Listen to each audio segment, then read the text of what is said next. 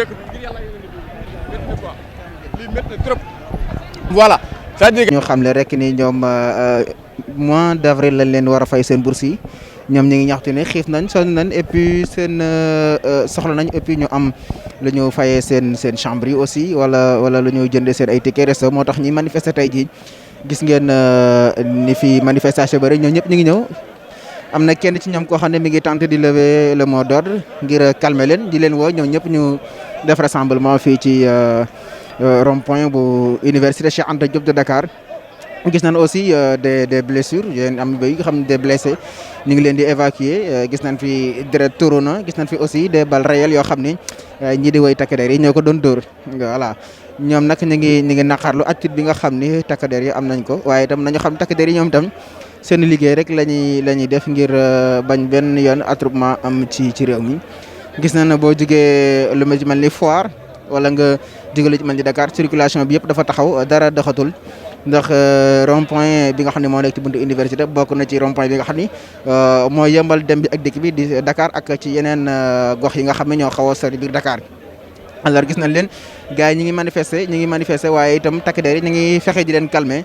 amul gannaaw bu dóorante lacrymogène yi amee ak sànnante xeer yi bari na ci ay panneaux yu bëri yoo xam ne dañu ko daaneel ak yenn ci yi nga xam ni moo nekkoon fii lu ci mel ni décor bu amoon ci buntu université dafa mel ni lépp rek am na ay yàqu-yàqu yu am solo yoo xam ne notifié nañ ko fii. gis nañ ba tey étudiants yi ñoom tey ba tey bàyyiwuñ yaa ngi gis devant ñu ngi góor yàlla yi étudiants yu góor yi ñu ngi taxaw fii di jéem a calmer ardeur yi di jéem a fexe rek ñi nga xam ne ñoon seen ay naataango di seen ay camarades étudiants ñu jéem a fexe ba vraiment ñu moytu attroupement yi ñu jéem a waxtaan ngir jéem a trouver consensus ak ñi nga xam ñooy way takk der yi ngir ñu mën a defal seen marche pacifique. gis ngeen lacrymogène yi ñu ngi nii seen bouchon yi ak cartouche yi nga xam ne dañ leen ko door way takk der yi ngir disperser la foule et qui est vraiment intense ñu ngi fii taxaw ci buntu université. boo demee ba ci biir aussi gis nañ xeer yi gis ngeen ko ni mu bëree fii ci université bi voilà mu nekk loo xam ne ñu ngi woo état bi ngir mu fay leen seen ay bourse yi nga xam ni état bi moo leen ko war a fay chaque fin du mois ñi nga xam ne moo war a percevoir seen bourse. gis nañ fi ay jigéen gis nañ fi ay góor itam ñoom itam mi ngi mel ne ñu ngi wane seen naqar rek gis nañ sax gannaaw bu fi takk der yi ñëwee bu fi taskatu xibaar yi ñëwee ñoom itam ñu ngi leen di sànni ay kaddu ngir rek ñu fexe ba seen manifestation yi ak seen ñaxtu yi nga xam ne ñu ngi koy amal fii ci université ñu fexe ba daal njiital réew mi wala ku jege ci njiital réew mi rek daal di koy xam. gis nga policiers yi daanaka mu di takk der yi ñu ngi fexe di waxtaan ak ñoom ngir ñu calmé wu.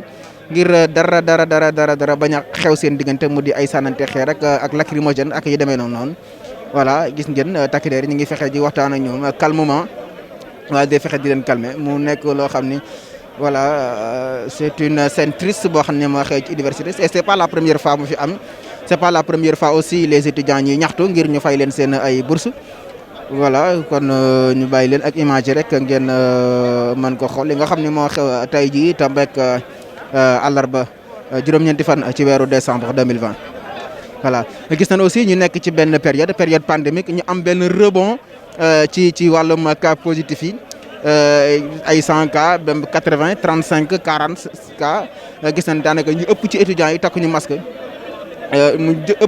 yi takkuñu masque xalaatuñ sax masque bàyyi nañ fàtte nañ Covid bi waaye di ñaan rek état bi fay leen seen bourse waaye nag état bi. bu ñu bëggee rassemblement yi am nañu fexe jéem trouver consensus ñu jéem waxtaan ak étudiants yi fexe ba rassemblement yi nga xam ne mooy fexe ba cas positif coronavirus di yokku ñu fexe ba moytu ko rek ndax gis na rassemblement yi daanaka yi ci ëpp rek mooy waral coronavirus bi du jug ci réew mi daanaka mesure barrière yi fii respecté wuñu ko respecté nu aussi lu ci mel ni takk masque ak distanciation physique bi bu rassemblement amee wala manifestation ba am ñëpp dañuy jaxasoo ku am virus bi ak ku ko amul yëpp dañuy jaxasoo kenn xamul ko am voilà mu nekk loo xam ne aussi c'est déplorable mu nekk loo xam ne aussi ñoom étudiants yi ñu ngi koy déplorer mu di ñàkk pay seen payooruk bourse yi nga xam ni moom la ñu war a fay gis nga takk der ñu ngi fexe di leen disperser di fexe rek ñu delluwaat seen point de redressement mu di rond point Cheikh Anta Diop gis nañu auto police bi ni muy dawee di ñëw voilà gis nga ñu ngi leen di acclamer étudiants yi ñu ngi leen di acclamer fexe jubóog ñoom voilà. te it étudiants yi li nga xam ne étudiants yi li nga xam ne dégg nga leen ñu naan libéré dafa am seen ay camarades yu ñuy arrêté ñu naan libéré leurs camarades voilà dégg nga leen ñu ngi wax ñu libéré seen camarades yi nga xam ne ñoom la ñu jàpp voilà police nga leen di libéré voilà bàyyi nañ seen camarades yi ñu jàppoon voilà. gis nga boo xoolee ñi nekkoon ci biir auto police bi tamit am na ñu ci blessé ñu bëri gis nga ñu ngi demandé ñu pour ñu libérer ñi nga xam ne ñoo ci desoon.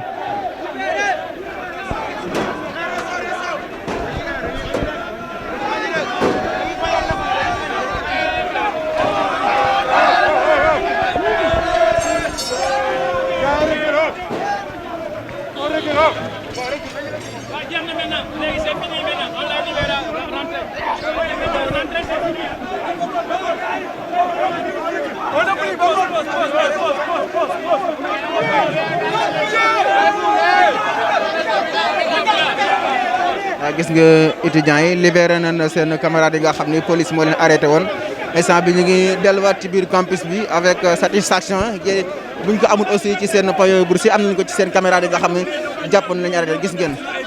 voilà gis ngeen kii mi ngi wane ay deret bu am deret yoo xam ni policiers yi ñoo ko kii voilà.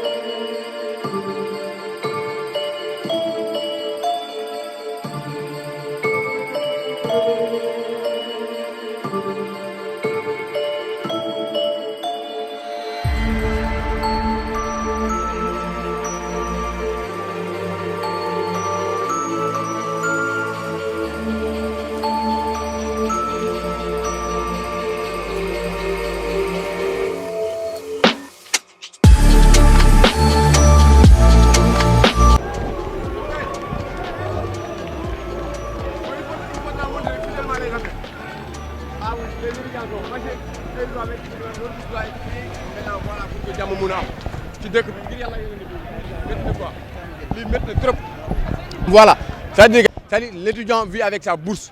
L'étudiant ne peut pas rester tout un temps sans pouvoir manger. C'est inadmissible. Voilà, on est là. Et là, c'est inadmissible. Il a fallu qu'on blesse nos étudiants pour qu'on puisse négocier. Il y en a des blessés à gogo, d'ailleurs même. Évidemment, amna arme blanche, c'est le du yon. Nous avons le droit à franchir l'université pour assoler les étudiants. C'est inadmissible. C'est ce que nous avons aussi. Si nous avons des dés, comme il faut que les étudiants dés pour nous faire une bourse. Quand les étudiants ont fait des dés, wow, lacrymogène, ça coûte très cher. Le bleu est cher, le rouge est cher. Évidemment, amna. Mais les policiers sont là. C'est ce qui n'est pas normal. Nous, on est des étudiants, on est la crème de demain. Ils ne doivent pas être là pour nous tuer, c'est inadmissible. Donc, nous devons être respectés. Mais vous me dites, parce que les étudiants, vous savez, ils sont là. Si vous voyez c'est inadmissible. Maintenant, les étudiants n'ont pas d'espoir. C'est parce que les autorités, leurs enfants ne sont pas là. Nous sommes là, nous sommes là. Nous aussi, on est prêts à mourir. Nous, on est des étudiants, on est des représentants d'étudiants. Donc les autorités doivent nous respecter, ils doivent nous payer notre dû. Ça nous appartient, c'est pour nous. Du maye du leneen ñun ñoo ko moom ñoo jàng ñu mérité woo ko bu ci yàlla àndee dara du fi am du jàng du resto personne ne va payer benn oto dootu fi jaar te xoolal comment j'ai pas entendu lépp fii dafay am journée sans ticket est-ce que duñ ko def pendant une semaine et que bu ko jaree ñu def ko parce que ni fii nii lu mu jar il faut ñu def ko ba mu am ba c'est-à-dire que ni les choses doivent être beaucoup plus sévères que ça les autorités doivent nous respecter. Président xoolul ñu dégg soxlawul ñu lijjantiwul ñu c'est pas normal c'est une situation chaotique vraiment nous sommes dans l'abîme. il paraît que da nga yor ay cartouches. waaw dama ko yor gars yi dañ ko dóor sànq nii te lii kum dal da ngay gaañu. Il y a beaucoup d'étudiants qui sont blessés. Bilaay c'est une condition vraiment très déplorable même et je lance un appel maa ngi koy wax président de la République il faut que mu gëstu les étudiants de l'université. Est-ce que vous avez eu à parler avec la direction du COUD? On a beau parler avec toutes les autorités administratives qui sont au sein de l'UCAD, mais ils n'ont pas encore réagi. Donc on demande le plus rapidement possible de nous payer nos bourses. Vraiment soxla nañ ko et que sonn nañ boo ñu xoolee dañoo xiif sonn nañ dañ ko soxla. Grand président mu ngi ñuy dégg jàppale ñu bal yaa ngi nii bu ñu ko fay duñ mës a bàyyi. C'est une cause noble et l'engagement devient nécessaire. Ok cours yi c'est bon grand.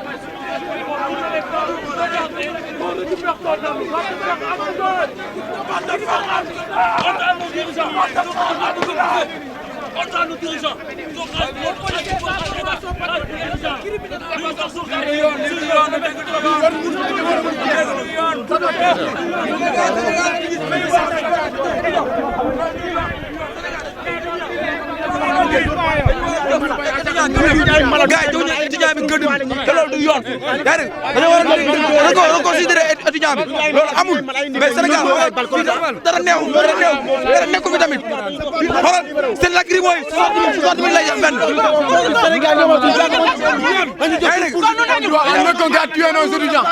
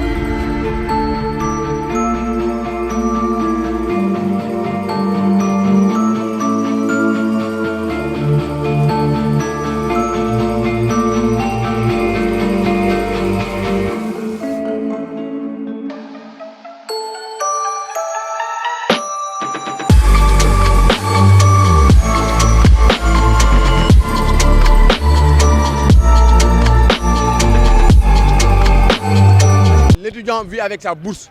L'étudiant ne peut pas rester tout un temps sans pouvoir manger. C'est inadmissible. Voilà, on est là. Et là, c'est inadmissible. Il a fallu qu'on blesse nos étudiants pour que voilà pour qu'on puisse négocier loolu du yoon. Il y en a des blessés à gogo d'ailleurs même évidemment am na arme blanche te loolu du yoon ñoom amuñu droit franchir biir université bugg assaut les étudiants loolu c'est inadmissible te loolu duñu ko mus a nangu duñu ko munti nangu aussi bu yaboo ñu dee nañ dee comme que dee la ñu xam il faut que étudiant dee pour ñu fay ñu suñu bourse kon étudiant dina fi deewaat waaw état bi loolu la lacrymogène yi ça coûte très cher bleu bi dafay cher rouge bi dafay cher évidemment am na mais policiers yi ñoo ko yoroon te ce qui n'est pas normal nous on est des étudiants on est la crème de demain ils doivent pas être là pour nous tuer c'est inadmissible donc nañu état bi respecté mais fu mu yem mu neex parce que ni étudiant bourse am la yuy dundee boo gisee lii nga xam ne c'est lii boo xoolee lii nga xam ne c'est inadmissible nga xam ne maintenant étudiants yi amatuñu benn espoir c'est parce que les autorités leurs enfants ne sont pas là ñuy bàyyi doomu baadoole yi ñu fi sonn di dee loolu du yoon fekkente ne loolu la ñuy dund ak ñun nous aussi on est prêt à mourir fu mu yem mu neex nous on est des étudiants on est des représentants des étudiants donc les autorités doivent nous respecter ils doivent nous payer notre dû ça nous appartient c'est pour nous du maye du leneen ñun ñoo ko moom ñoo jàng ñu mérité woo ko fii bu ci yàlla andee dara du fi am du jàng du resto personne ne va payer benn oto dootu fi jaar te xoolal comment j'ai pas entendu lépp fii dafay am journée sans ticket est-ce que duñu ko def pendant une semaine et que bu ko jaree ñu def ko parce que ni fii nii lu mu jar il faut ñu def ko ba mu am ba c'est-à-dire que ni les choses doivent être beaucoup plus sévères que ça les autorités doivent nous respecter merci.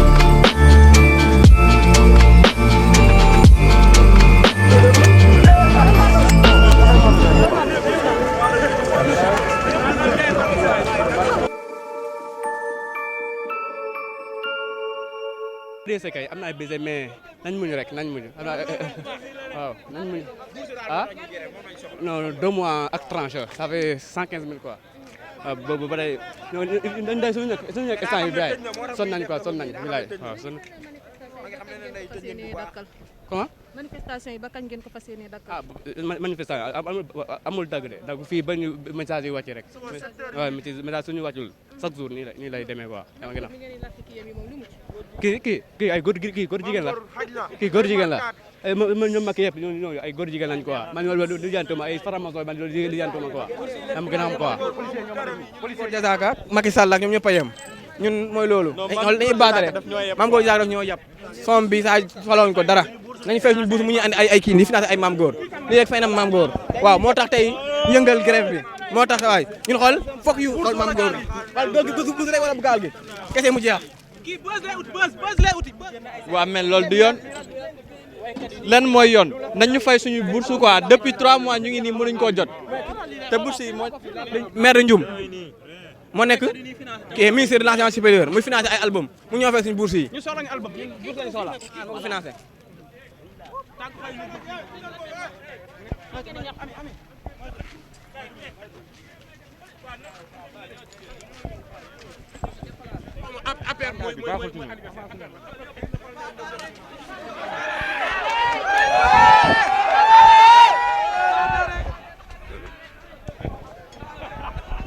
tey soo yoroon benn ticket tey mu leer na la soo ko duggee say morom duñ dugg kenn du dugg c'est clair donc on est solidaire parce que loolu noonu esprit boobu la ñu yor noonu la ñuy dundee ñun te loolu sans bourse bourse yi nga xam ne nekkul ay millions nekkul ay milliards te pourtant il donne des millions aux gens yoo xam ne ils méritent même pas 1 centime.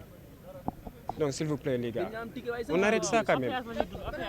photo maam kii yu maam góor yi may gis ngeen di lakk moom lu mu ci. Bon franchement donne-moi tout à l'heure je l'ai vu hein je l'ai vu comme kan nag waaw je suis un étudiant je l'ai vu franchement gis naa ko sànq laa ko gis ma gis gars yi di ko lakk j'ai demandé à mon ami mais attends lii lan la mu ne ma moom xamul ma ne ko ce que je lui ai dit du mu si prononcé wu damay dem ba sama néeg ma visionné vidéo pour mën a xam exactement vidéo de quoi il parle comprendre parce que man ça franchement bon je ne sais pas gàcce mais ça c'est pourquoi c'est pour flatter le président quoi je sais même pas moo ko financé pour ñu soxla ñu mënu ko joxe gratuitement li ko financer raison pour laquelle mais maintenant l'argent supposons si on l'a bien financé quand même l'argent bu ñu def pour financer ces gars-là mais waaw maam góor je pense voilà xaalis bu ñu ko jox kooku noonu mënul faj gaa li problème étudiants yi non ñu xamante dëgg donc s'il vous plaît nañ jox étudiants yi luñ moom nañu jox suñuy bourse donc aidez-nous pour que ñun ñu mën a jot suñuy bourse aidez-nous à être dans de bonnes conditions en quoi faisant na bourse yi ñëw. Bon pour ce je ne vais pas du ma si prononcer comme ni ñu ko waxee le combat benn combat la mooy lan nañ ñu jot suñuy bourse. mais itam am na autorité bala ngeen a def manifestation war ngeen a jaar foofu boo leen amee retour favorable ngeen doog a mën a comme ce que je te dis on est des étudiants voilà. ay dirigeants lañ yor. te dirigeants yooyu par exemple PCS bi ak président amical yi ñoom aussi forcément def nañ ay démarches vers le directeur normalement loolu def nañ ko obligatoirement mais nag toujours aussi amuñ satisfaction on est obligé ñu wàcc sur le terrain loolu rek moo ñu jàpp tey. non du loolu parce que année passée dañoo grève fii grève bu métti ba amoon nañ si benn étudiant bu si deewoon au niveau de Saint-Louis sur ce Macky Sall wax ñu daan ne bourse yi quel que soit alpha avant le 5 danañ ko fay tey la ñaata. tey le 9 ba tey gisuñu dara te année bi loolu amee dañ ñu doon fay le 25 fay nañu le 25 ndax lan wàcc nañ fii xeex nañ fii gaañ nañ étudiant. ñoom ils aiment la violence. Pourquoi ñu doon continuer loolu. J'interpelle directement le président de la République. Il y a une semaine, j'ai publié dans ma page Facebook que le président de la République doit régler la question vraiment des étudiants, surtout les bourses et aussi la question de l'emploi des jeunes. On m'a incarcéré une semaine. Récemment, on m'a libéré avant-hier. On m'a torturé dans la prison. Ouais, j'ai fait une semaine au niveau du Cap Manuel. Ouais, à cause uniquement d'une réclamation vraiment sur la question des bourses des étudiants et sur la question aussi de l'emploi des jeunes. Parce qu'il y a des jeunes vraiment qui passent par le désert, des jeunes aussi qui passent par la mer, vraiment qui se périssent pour des questions vraiment d'avenir. Donc aujourd'hui, j'interpelle le président de la République Macky Sall directement de lui dire de prendre la situation en main et de résoudre la question estudiantine de manière urgente. Sinon lii raam ci ñag ba la jëm lii raam ci ñag ba la jëm na ñëpp ne lii raam ci ñag ba la jëm lii raam ci ñag ba la jëm voilà, j'interpelle directement le président de la République de régler la question des bourses d'ici 3 mois. Moi je me nomme Diawrine. Toute l'université connaît le nom de Diawrine. Ouais, c'est pourquoi je suis descendu sur le terrain en tant qu'élève ingénieur. Je suis descendu sur le terrain parce que tout simplement, il y a une injustice dans ce pays. Là, le pays est mal gouverné. Il y a de l'escroquerie. Il y a de la corruption dans ce pays. Il y a du n'importe quoi dans ce pays. Donc aujourd'hui, il faut que vraiment le président de la République prenne ses responsabilités et puisse vraiment résoudre la question de l'emploi des jeunes, surtout l'emploi des jeunes. En tant que le coordonnateur du MEJET, je parle au nom de tous les jeunes étudiants du Sénégal et tous les chômeurs du Sénégal. Il faut qu'il règle aussi la question vraiment des bourses. Parce que rester 3 mois sans recevoir une bourse, ça c'est extrêmement difficile. Imaginons vous venez dans le monde rural et vos parents n'ont pas les moyens. Vos parents n'ont pas les moyens. est-ce que vous serez ici à l'université? Est-ce que vous pourrez apprendre vos leçons? Est-ce que vous pourrez suivre les amphis? Donc vraiment, j'interpelle le président de la République et le ministre de l'Enseignement supérieur de prendre la question en main, de le résoudre de manière responsable et de manière idoine pour que vraiment cette violence ne se passe plus ici à l'intérieur de l'université. Moi, en tant que coordonnateur du MEGED, Oui.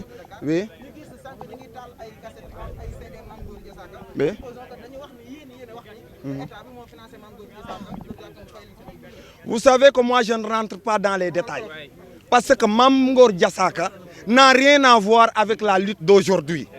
La lutte d'aujourd'hui est une lutte estudiantine. Vous voyez, les étudiants réclament leur bourse parce qu'il y a quelques mois, ils n'ont pas eu l'occasion de recevoir ces bourses. Je vais en ajouter surtout l'emploi des jeunes. Parce qu'aujourd'hui, vous sortez à l'université, mais vous ne pouvez pas décrocher de l'emploi. Et ça, c'est déplorable. C'est pourquoi les jeunes périssent dans la mer. Alors donc, le président doit prendre ça en responsabilité. Donc vraiment, je remercie tous les étudiants qui sont mobilisés aujourd'hui pour mener le combat jusqu'à ce que le combat soit fini. Merci beaucoup.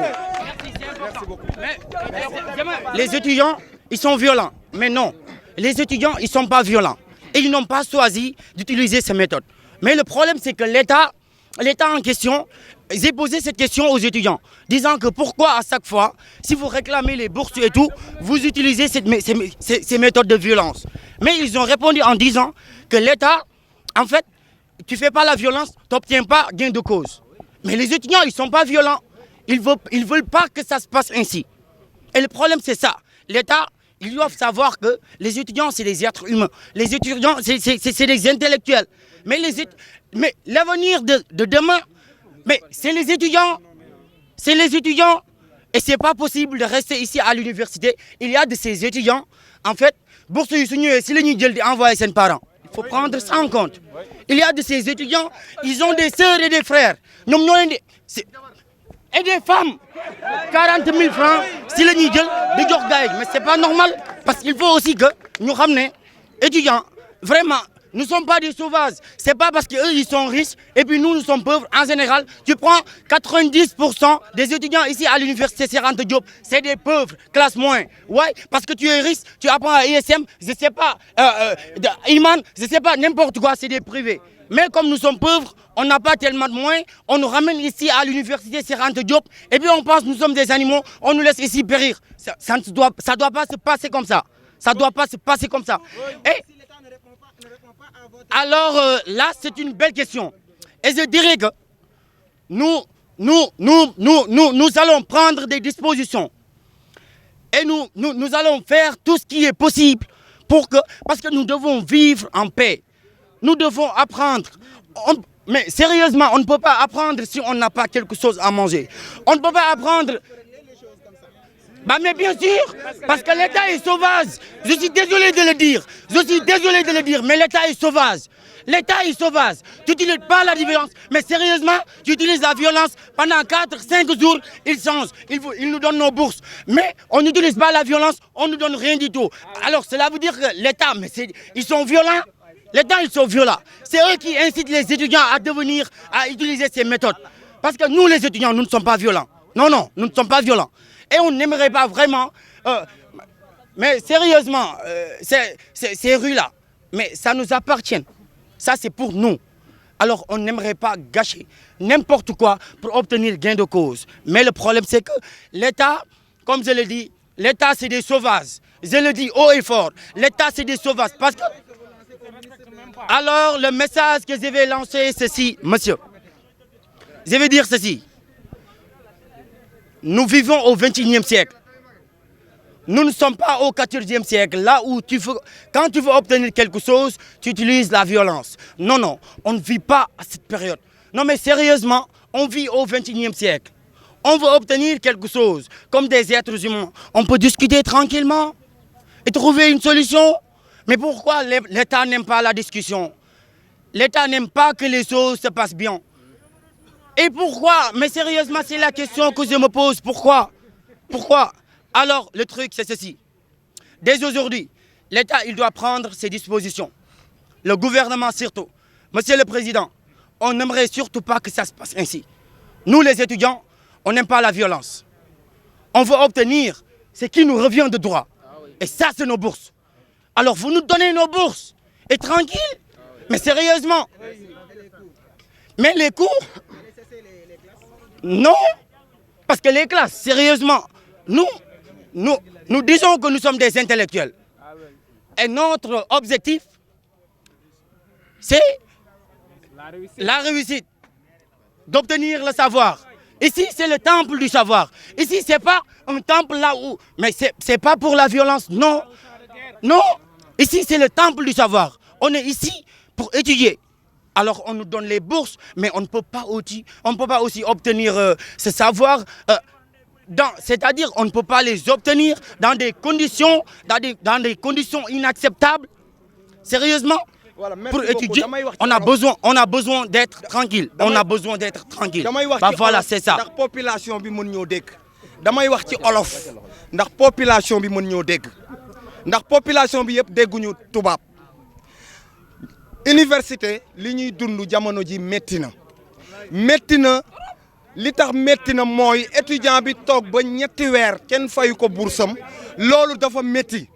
loolu dafa métti moo tax ñoo ngi lancé appel président de la République moom ci boppam mu régler la question des bourses pour que étudiants yi dootuñ wàcc sur le terrain di def ay violence étudiants yi violent wuñu étudiants yi ay nit yu yaru lañ étudiants yi ay intellectuel lañ étudiants yi ay nit la yoo xamante ne ñoom ñooy yori réew mi suba kon président de la République ñoo ngi lay ñaan ci kaddu boo xamante ne kaddu républicain la pour que yow nga régler question bourse bi parce que am na ñoo fi samp fii université ñu koy wax maire national te defuñu fi dara président de la République maire national defuñu fi dara président de la République parce que ñoo war a anticiper les événements yaa ngi dégg joxe les informations à temps ba président mën a am information yi lii waroon na mën a ñàkk su fekkoon na Macky Sall am na représentant ici à l'université mais Macky Sall amul représentant à l'université dañoo def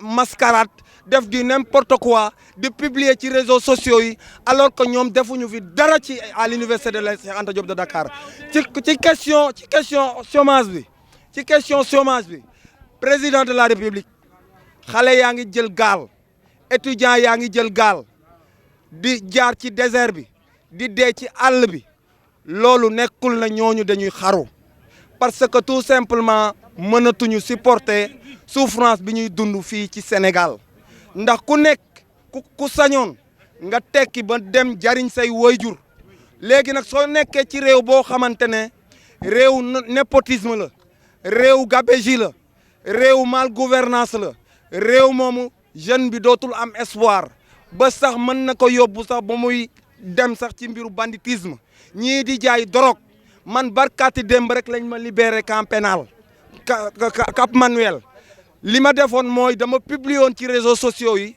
ne président de la République war na gestu les étudiants gestu les diplômés sans emploi su ko deful soulèvement populaire wala trouble social mën na am ci réew mi léegi may génn di ñibbi sama kër gars yi ñëw capturer ma yóbbu ma Cap Manuel tëj ma 1 mois excusez-moi tëj ma 1 semaine torturer ma aussi torturer ma